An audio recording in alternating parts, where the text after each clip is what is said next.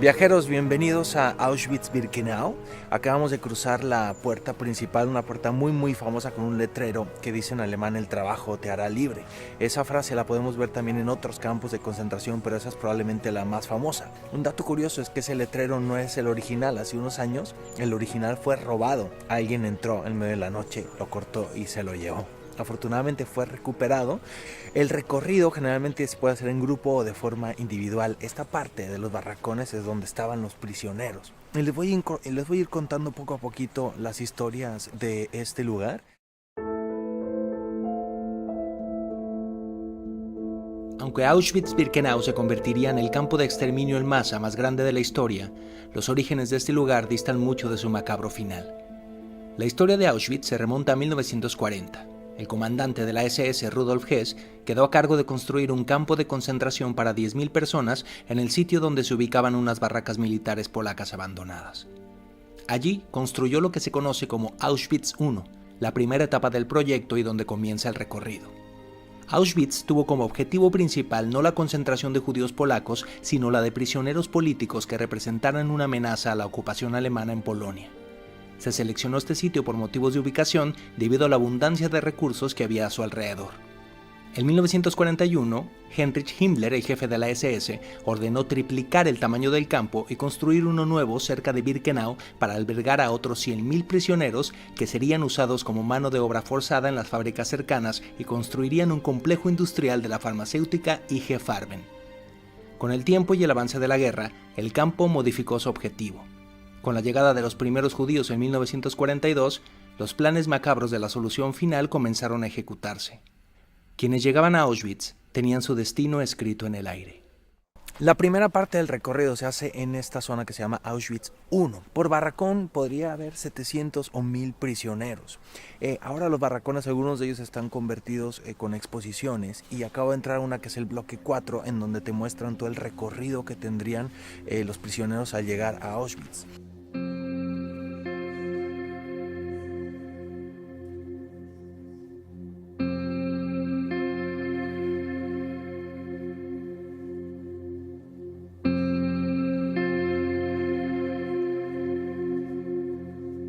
Quienes eran deportados a Auschwitz eran despojados de las pertenencias que cargaban. Quienes lograban salvar la fila para las cámaras de gas eran registrados, se les tatuaba su número en el brazo y se les entregaba su uniforme. Los objetos personales de los prisioneros eran clasificados minuciosamente. Anteojos, zapatos,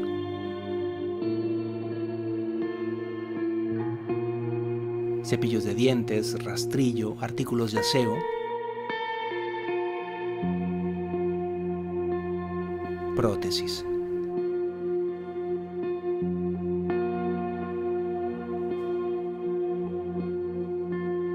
El dinero y las joyas encontradas entre la ropa eran llevados a una oficina especial para después ser enviados a Berlín.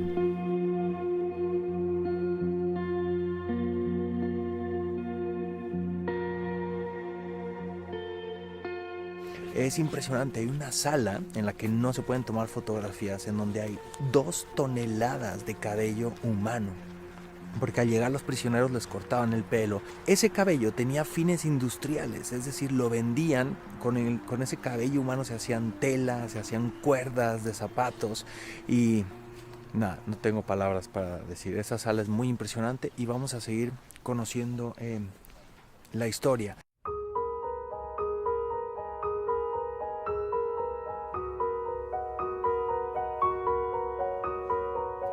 La evolución de Auschwitz está perfectamente explicada en el museo.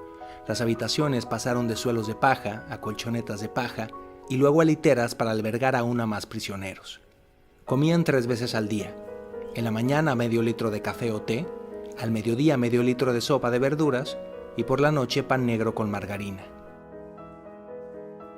Se podían duchar una vez al mes y el uso del baño estaba limitado a 15 segundos en el excusado y 15 en el lavabo. Miren, viajeros, aquí podemos ver varias fotografías de los prisioneros. Los alemanes tomaban 3 fotografías de cada prisionero, pero hasta el año 43, porque luego ya eran demasiados y ya no salía muy caro tomarles fotografías. En ellas podemos ver el nombre, el número y acá abajo se ve cuándo llegó y el día que murió. Hubo gente que duró años y hubo gente que duró solo días, como ella, por ejemplo. Llegó el 11 de noviembre del 42 y murió el 21 de noviembre del 42. Solamente 10 días. Creo que es muy importante destacar que este sitio está tal cual se quedó cuando terminó la Segunda Guerra Mundial, es decir, no ha sido restaurado. Estos caminos son los mismos caminos que recorrieron los prisioneros, estas barracas son las mismas paredes que acompañaron las noches de la gente que vivió y murió aquí. Es decir, lo que están viendo es exactamente lo que se vivió entre 1940 y 1945. El campo era operado por 7.000 agentes de la SS, entre ellos un poco más de 100 mujeres.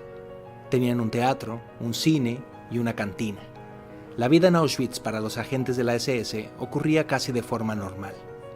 En 1943, para incentivar a los prisioneros de valor del campo, se creó uno de los lugares menos conocidos de Auschwitz.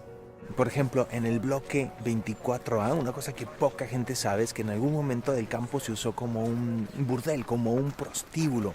Y son de las cosas que poca gente sabe aquí de Auschwitz, que tiene muchas cosas más que contar. Lucas es mi guía, pero no quiere aparecer en cámara, pero él me va a dar muy buenos datos y ya se los cuento. Estas paredes fueron testigos de miles de historias terribles y documentadas en distintos libros.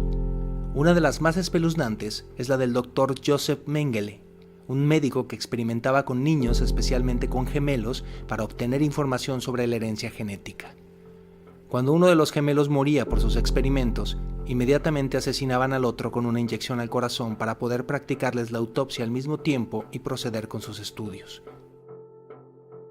Pero lo que realmente hizo infame a Auschwitz fue el plan sistemático de exterminio en masa en las cámaras de gas, llamado la solución final. Los prisioneros destinados a las cámaras de gas eran conducidos con el pretexto de que serían llevados a ducharse. Se les pedía que se desnudaran y se les introducía a una cámara sellada. Usando cristales de cianuro de hidrógeno conocido como ciclón B y que al contacto con el aire se convierte en gas, la SS ejecutó un método inspirado en el programa de eutanasia adulta de los nazis aplicado en Alemania, donde se asesinaba con gas a los adultos con discapacidad y enfermedades mentales. En los campos de exterminio, el gas resultó una forma más rápida y eficaz para asesinatos en masa de la población civil, incluyendo por primera vez a mujeres y niños. Al principio, 2 motocicletas encendidas y con ruidosos motores junto a la cámara de gas fueron usados para tratar de cubrir los gritos desesperados, pero era inútil. El primer experimento con gas se realizó en el bloque 11, uno de los pocos sitios donde no se permiten las fotos. Las víctimas, 600 prisioneros soviéticos y otros 250 prisioneros enfermos o débiles. Viajeros, aquí a mi izquierda, ese es el único crematorio y cámara de gas que se conserva, porque las demás fueron destruidas por los alemanes. Y se puede visitar, es una visita muy fuerte y ahí se puede ver una de las primeras, porque después ese sistema lo fueron desarrollando y perfeccionando. Esto era una, como llaman algunos historiadores, una fábrica de la muerte.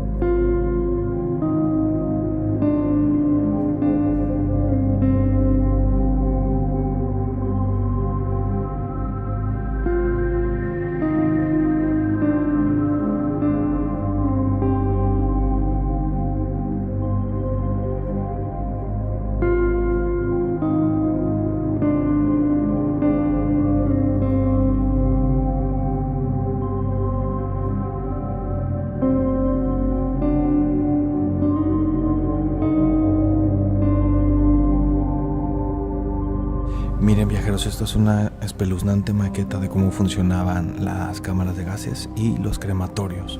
El número 2. La gente bajaba por aquí en las escaleras. En este salón se les pedía que se desnudaran porque les mentían, les decían que se iban a bañar, y entraban aquí a la cámara de gas. Esta cámara de gas podía matar entre 1,500 o 2,000 personas en 20 minutos solamente. Y allí arriba están los crematorios, que podían cremar 1,400 cadáveres al día. Hay una reproducción, hay una copia de esta maqueta en el Museo de Memoria y Tolerancia en la Ciudad de México, y vale muchísimo la pena que la vean. Y aquí termina nuestra visita a esta parte de lo que es Auschwitz I, y de ahora nos vamos a trasladar hacia Birkenau para conocer un poco más ya cómo ellos desarrollaron su plan y lo multiplicaron y hicieron de algo como esto, pero a máxima escala. Este es Birkenau, también conocido como Auschwitz II, la colosal segunda etapa del proyecto que lo convertiría en el campo de concentración y exterminio más grande de la historia. Viajeros, desde aquí, desde la torre, se puede ver y entender la dimensión de este lugar. Son 140 hectáreas que podían albergar a 100,000 prisioneros. Obviamente la rotación de gente era impresionante. En estas vías de tren llegaban los trenes de ganado con alrededor de 80 personas en cada vagón, en condiciones terribles, sin comida, sin agua. Llegaban aquí y eran inmediatamente seleccionados en dos grupos, los que estaban aptos para trabajar y los que no. Y los que no estaban aptos a trabajar iban directamente hacia la cámara de gas a ser exterminados. Es decir, había gente que en cuanto llegaba aquí, ese mismo día perdía la vida. Birkenau fue construido por prisioneros soviéticos durante el crudo invierno. Desde su concepción fue diseñado para que los prisioneros vivieran en pésimas condiciones, sin agua corriente ni piso, y en un ambiente ideal para la propagación de enfermedades. Al término de la guerra, los habitantes de las ciudades cercanas desmantelaron la mayoría de las barracas para usarlos como material de construcción. Sin embargo, algunas aún quedan en pie en el mismo estado en el que fueron abandonadas. Vamos a visitar, viajeros, uno de los barracones. Son originales completamente, los de ladrillo son originales, y vamos a ver exactamente cómo eran.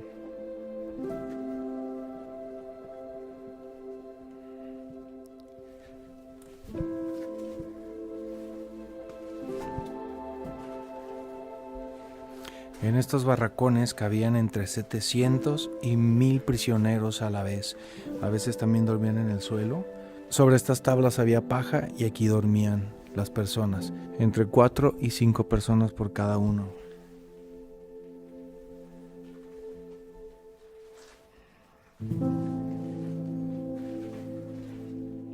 Los prisioneros que vivían aquí en Auschwitz lo que hacían eran mano de obra para los alemanes, para las distintas cosas que ellos necesitaban. Había trabajos muy pesados, esclavizantes, y había otros no tan pesados.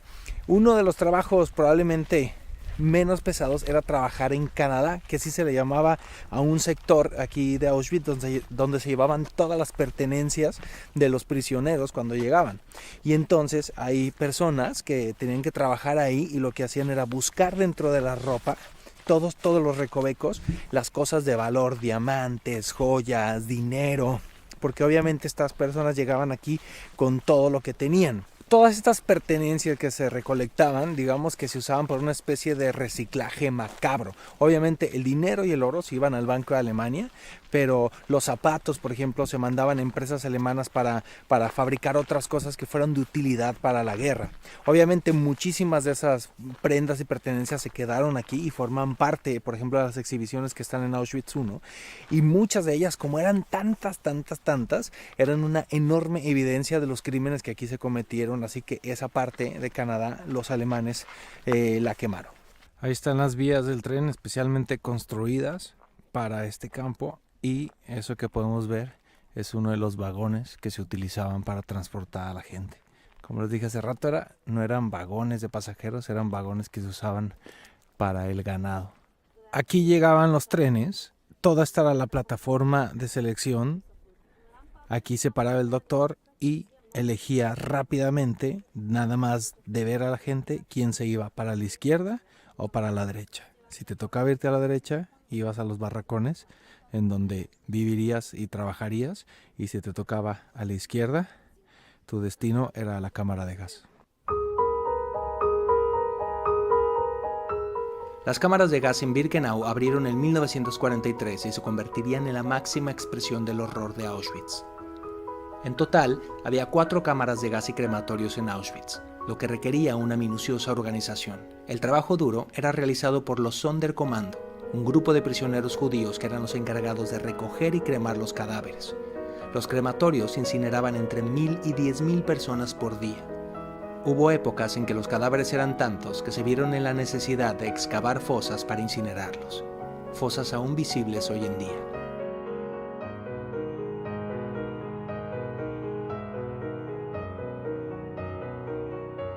Cuando los alemanes empezaron a sentir que estaban perdiendo la guerra, recibieron la orden de destruir las cámaras de gas y destruir básicamente la evidencia de todos sus crímenes. Es por eso que que es el crematorio 2, está totalmente destruido. Este es el que vemos la maqueta en Auschwitz 1. Ahí podemos ver exactamente cómo funcionaba. Por ahí estaba la escalera por la que bajaban las personas. En este salón, enorme salón, era donde les pedían que se quedaran completamente desnudos.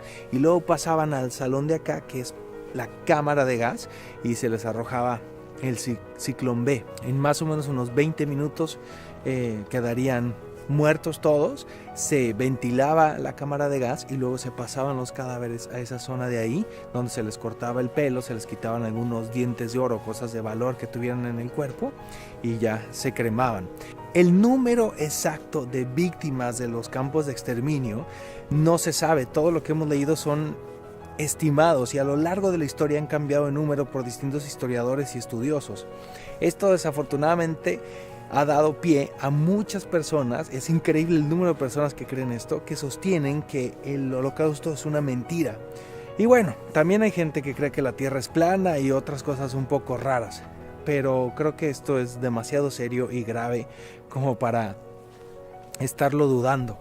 Hay otra cosa que también dicen en internet, que supuestamente los pájaros no vuelan sobre Auschwitz-Birkenau porque es un lugar muy triste y con una energía muy densa, pero eso es una mentira. Hay muchos pajaritos, hay hasta conejos, y la verdad es que el sitio alrededor del bosque es muy bonito. El año 44 fue el año más tremendo para Auschwitz-Birkenau, donde más personas fueron asesinadas. En particular hay un episodio cuando se deportaron 430,000 judíos de Hungría y llegaron aquí a Auschwitz. La mayoría, creo que el 70%, fueron exterminados. En este campo de concentración estaban prohibidas las fotografías, ni siquiera los soldados de la SS podían tomar fotografías, pero hay un testigo fotográfico que nadie sabe exactamente quién o por qué razón se tomaron esas fotos, que fue cuando llegaron uno de los trenes con los judíos de Hungría, y sirve como un testimonio valiosísimo para lo que sucedió aquí. Hay muy pocas fotografías. La mayoría de lo que nosotros vemos son de cuando se liberó el campo, y ahí se documentó obviamente el estado de la gente, lo delgados que estaban, los sobrevivientes. Hubo mucha gente que los alemanes, cuando ya sentían que estaban perdiendo la guerra, los hicieron marchar hacia Alemania. Entonces alrededor de 10,000 personas salieron marchando del campo, y cuando llegaron aquí a liberarlo quedaban 7,000. Ese es el final de las vías de tren y el final para muchas de las personas que llegaron aquí. Y en el año 67 se hizo este monumento en honor a las víctimas. Todas esas piedras simbolizan las tumbas que toda esa gente no tuvo, y por ahí esto simboliza la chimenea de los crematorios. Y aquí hay distintas placas en distintos idiomas, pero en español no hay. ¿Cuál vamos a entender? En este lugar donde los nazis exterminaron 1,5 millones de hombres, de mujeres y de niños, la mayor parte judíos de varios países de Europa, sea para siempre, para la humanidad, un grito de desesperación y una señal.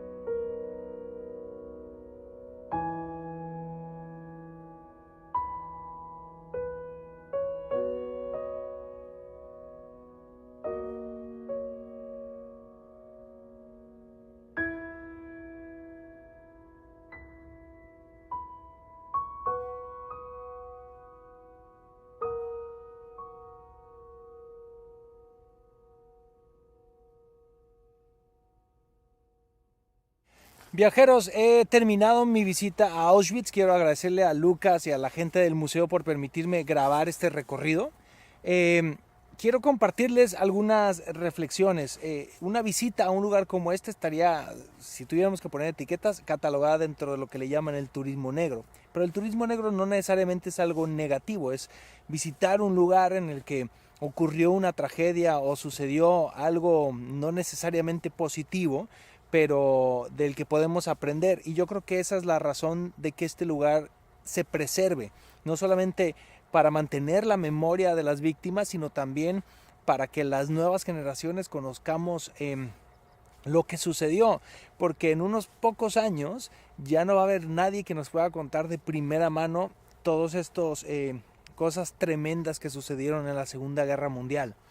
La importancia de un lugar como este es aprender de lo que pasó, de lo que los seres humanos somos capaces de hacer tristemente, y aprender, porque yo creo que todos tenemos retos día con día, y obviamente la gente viene y dice que no vuelva a suceder, que no pase de nuevo, pero desafortunadamente no estoy tan seguro si no está pasando de nuevo, y es que en algún lugar del mundo hay alguien que la está pasando mal, que está siendo discriminado, que está siendo, guardando obviamente las diferencias, sufriendo algo probablemente parecido. Y mi invitación a la reflexión para todos ustedes viajeros es viajar nos hace aprender, sobre todo de situaciones como esta, y hacer una visita a este lugar me parece a mí particularmente necesaria.